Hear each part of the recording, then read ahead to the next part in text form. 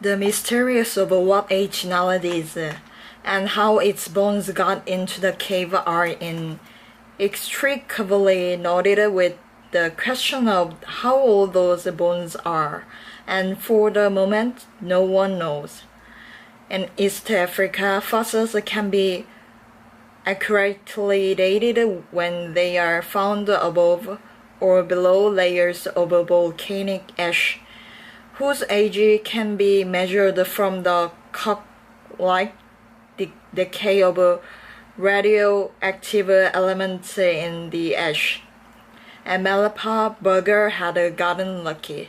The Asativa bones lay between the flowstones, thin layers of calcite deposited by running water that could also be dated radiometrically, but the bones in the rising star chamber were just lying on the cave floor or buried in shallow mixed sediments. When they got into the cave is an even more intractable problem to solve than how. Most of the workshop scientists fretted over how their analysis would be received without a date attached. As it turned out, the lack of a date would prove to be one impediment to a quick publication of the scientific papers describing the finds. But Burger wasn't bothered one bit. If H. naledi eventually proved to be as old as its morphology suggested, then he had quite possibly found the root of the Homo family tree. But if the new species turned out to be much younger, the repercussions could be equally profound. It could mean that while our own species was evolving, a separate, small-brained, more primitive-looking Homo was loose on the landscape, recently as anyone dared to contemplate. 100,000 years ago, 50,000, 10,000, as the accelerating workshop came to an end with that fundamental question still unsolved. Burger was sanguine as always. No matter what the age, it will have a tremendous impact, he said, shrugging. A trio of other Homo species are first appearing in the fossil record around 2 million years ago, argues against a linear progression toward the humanist, a message underscored by H. naledi's unique blend of primitive and advanced traits. Homo habilis, Homo rudolfensis, Homo erectus. A place in time today. Mixed soil sediments in the cave where H. naledi was found make it difficult to date the bones. High-tech dating methods could provide an age. 3 possibilities are considered here, any of which would throw a curve into current thinking on human evolution. 1 million years ago, MYA, Australopithecines. Early species were adapted to climbing as well as bipedalism. Later species had more specialized diets of tough, fibrous foods. Robustus, A. boisei. Homo sapiens.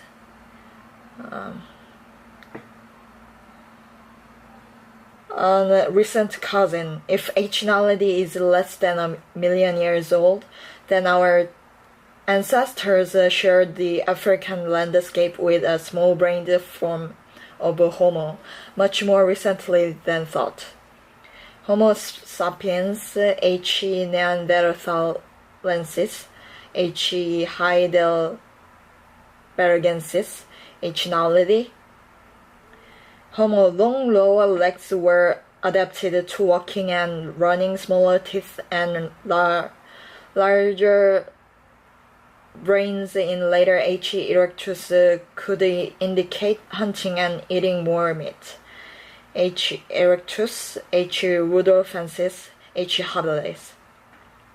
Early Homo, H. naledi's anatomy transitional between Australopithecines and Homo is most compatible with an age of some 2 to 2.5 million years. H. naledi, H. sp. species unknown. A. africanus, A. garhi, A. ethiopicus, 3 MYA, 2 MYA. Nudging out Lucy. Tha. It's highly unlikely if H. naledi is extremely old. It could call into question the idea that Lucy's species, A. afarensis, was on our direct evolutionary lineage. Earlier divergence. 4 MYA, Australopithecus anamensis, A. afarensis, Kenyathropus platypiops, H. naledi. A few weeks later, in August of last year, he traveled to East Africa to mark the occasion of the 5th anniversary of Louis Leakey's description of H. habilis. Richard Leakey had summoned the leading thinkers on early human evolution to a symposium at the Turkana Basin Institute.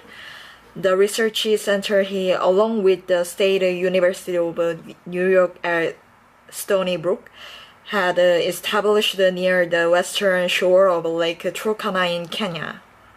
The purpose of the meeting was to try to come to some consensus over the confounding record of early Homo without grandstanding or rancor.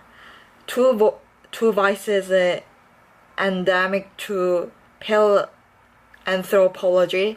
Some of Lieberger's harshest critics would be there, including some who'd written scathing reviews of his interpretation of A. sativa fossils. To them, he was an outsider at best, a hype artist at worst. Some threatened not to attend if he were there, but given the rising star discovery, Leakey could hardly not invite him. There's no one on Earth finding fossils like Lee is now, Leakey said. For 4 days, the scientists huddled together in a spacious lab room, its casement windows open to the breezes, cast of all the important evidence for early Homo spread out on tables.